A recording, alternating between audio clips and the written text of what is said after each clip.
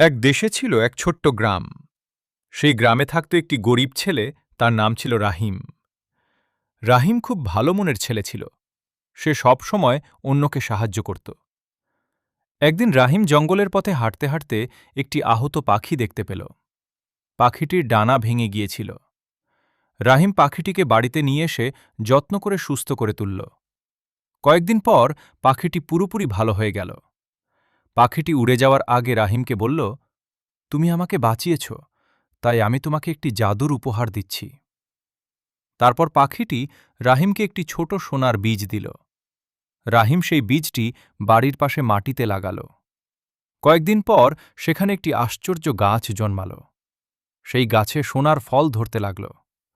রাহিম সেই সোনার ফল দিয়ে গ্রামের গরিব মানুষদের সাহায্য করতে লাগল। গ্রাম খুশি হল। সবাই রাহিমকে ভালোবাসতে লাগল। আর সেই জাদুর গাছের জন্য গ্রামটি সুখে শান্তিতে ভরে উঠল।